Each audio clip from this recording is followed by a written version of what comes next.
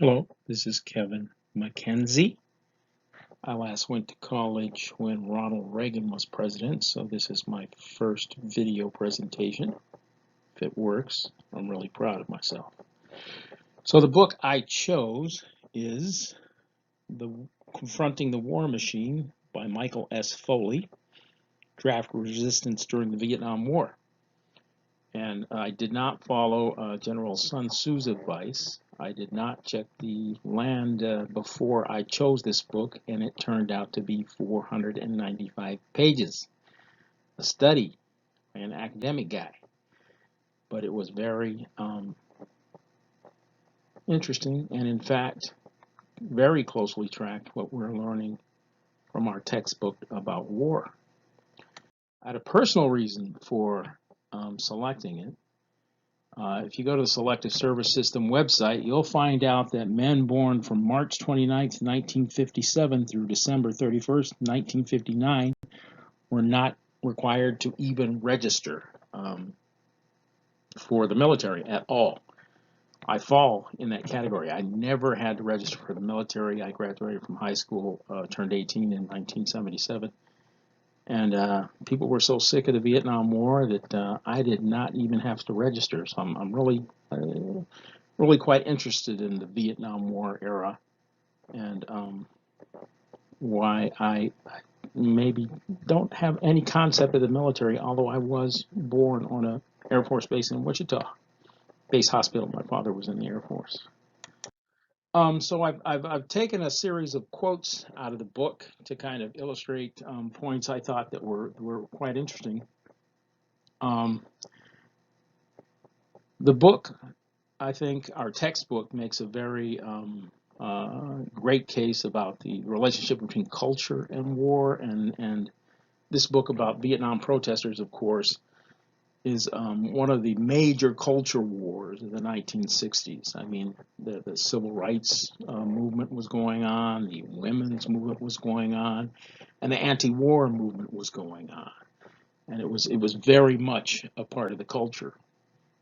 And one of those American values that was clearly violated by the Vietnam War's draft system was that there was just an incredible series of deferments that allowed mainly people in the middle and upper classes and fewer black and brown people, of course, to escape having to serve in Vietnam at all. The book is full of famous examples, including Bill Clinton. And then on the other side, including Muhammad Ali as someone who was trapped by the system. So that old idea that an American value of equality was violated was clearly in play here. Um, and these protesters, resistors, they like to call themselves resistors. The resistance, in fact, sounds familiar. Well, they had an anti-war draft resistance. And it was very much a culture war and part of the collision between what you'll later on you'll even see that they refer to this as limited war and had misgivings about how trying to rely on citizen soldiers for a limited war, again dovetailing with the book, was not a good idea and resulted in a collision that resulted in huge protests. I mean, tens of thousands. I mean, they referred to one protest that was like 100,000 to 400,000 people, just massive protests. Um, so, uh, Lyndon Johnson in 1965, of course, as president, it's started escalating the Vietnam War. But what I found very interesting is this book says that nationally, 63% of Americans continue to favor the draft against only 13% who opposed it. I mean, the book meticulously points out that even college students in Boston, that's the draft protesters, draft resistors it looks at were in the Boston area. Even at schools like Harvard, initially supported the war and the draft. In fact, some of the early, they call themselves pacifists, just like the civil rights workers. They believed in nonviolence. He goes into great detail about a group of them who went, their major tactic was to burn their draft cards, which came from local draft boards, which told you what your future was in terms of being drafted. And at this protest, they were mobbed by like 75 high school people who literally beat them. Not to mention federal agents and folks who were in the crowd waiting to get them. So I found it interesting that Johnson, the numbers they talked about here were just tremendous. He wanted to increase the troops by more than 185. He wanted to increase the number of troops in South Vietnam to more than 185,000. And once again, as our textbooks kind of explains in detail in many cases, the reasoning behind that, they thought that calling the reserves, which of course would be folks who were working, older folks, folks with experience, that drafting young folks would be less disruptive, which again is not exactly a citizen soldier model where everybody's activated for purposes of society. Yeah, look at these numbers. Whereas monthly draft calls had been kept to fewer than 9,000 men, that bumped up to 25,000 to 45,000 men a month, 300,000 a year from 66 to 68. It's kind of mind-boggling to think about those numbers, but when you see how our current artificial limited wars barely ripple society, that's a big cause. We do not have this draft disturbing tens and tens and hundreds of thousands of lives. I'm not sure that's a good thing. Okay, let's move on. Now, I put this slide in here because it kind of, gives a little 35,000 foot description of these deferments that were going on. There's an incredible list of all sorts of ways. They even called themselves using the military as a way to funnel folks who were smart and could go to college and get good jobs away from war, away from the chance of death, and send the ones who weren't so smart to death, possible death in war. Here you have that 1A means that was like, hey, you're going. Get ready.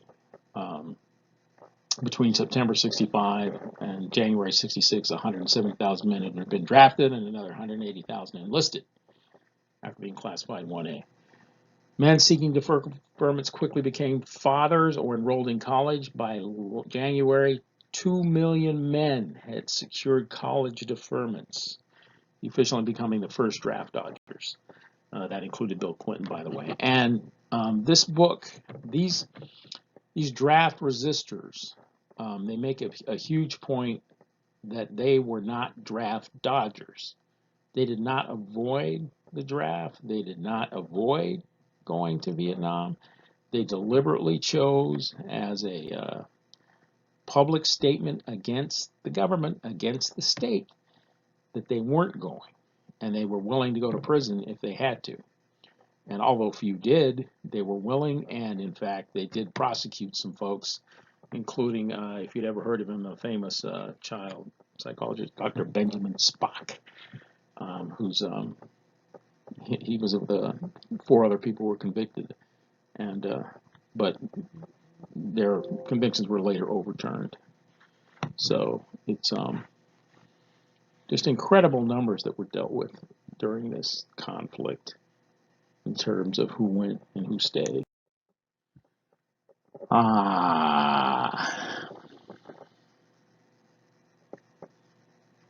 Again, this slide directly ties back to that idea that the American culture was heavily impacted by this this war and the anti-war movement and draft resistors. Um, the irony is that most Americans across the political spectrum regard the war as a disaster. Most Americans also regard those who sought to end the war as equally worthy of contempt. Um, the author compares draft resistors to civil rights workers, to freedom riders, to people who were challenging an unjust system and an unjust situation. But you know, there's a little, definitely some bitterness there that they were treated not as heroes but as zeros. Um, and again, I think that's a collision between the values that our country holds for what were citizen soldiers, at least some of them did, versus those who morally objected to what was going on. Ah, and this is kind of is an overview again of why they chose not to go, to resist, to go to prison rather than go to war. I mean, this idea that they had studied Vietnamese history and culture and believed the United States had upset an indigenous drive for independence led by Ho Chi Minh, etc. What's interesting is it also points out that Johnson thought it was a movement controlled by communists. So it was a collision between that idea of an artificial limited war. I didn't read ahead, but I'm sure our book is going to say we weren't prepared for it again. An artificial limited war and the Cold War. I mean, here we have just this battle royale over American values that just are being um, massively challenged. Let me go ahead. And I thought this was interesting since we just finished reading about the Korean conflict. They had this head of the Selective Service who'd been there forever. You know, he had some historical documents and some conversations that he had with Johnson, and then you had Congress weighing in on how they should use the Selective Service to increase the number of folks they could get over to Vietnam. And here you have, as our book frequently points out, the rise of racism, where you have this congressman saying that Korea has taught us one thing. If it has taught us anything, you don't need a PhD degree to fight those chinks. That's racism. And furthermore, this is a systemic view that so-called people of low intelligence should be the ones who risk war. And again, that's racism. And so it's a pretty disconcerting picture painted.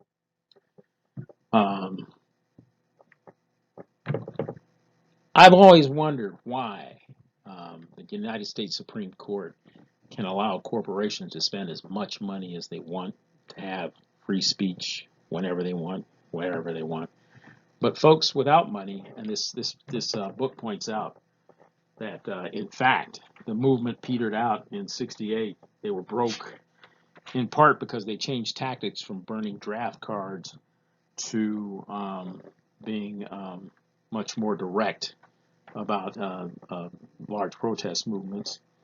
But another reason was, you know, once they turned away from the draft card burning, they no longer had the middle class and the upper middle class resistors to help supply money. The author's done a study, and he's asked 120 former resistors in the study how they describe their class, and only 12 of those 120 said they were working class, 13 lower middle class, 53 middle class, 40 upper middle class, and 2 upper class.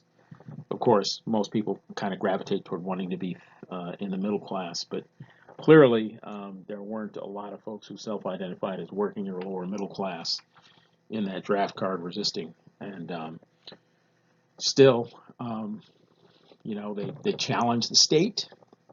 These folks who consider themselves citizens standing up for their rights and what they believed were subject to 5 years in prison and a $10,000 fine for burning their draft cards, and then there were other charges, of course, that were trumped up.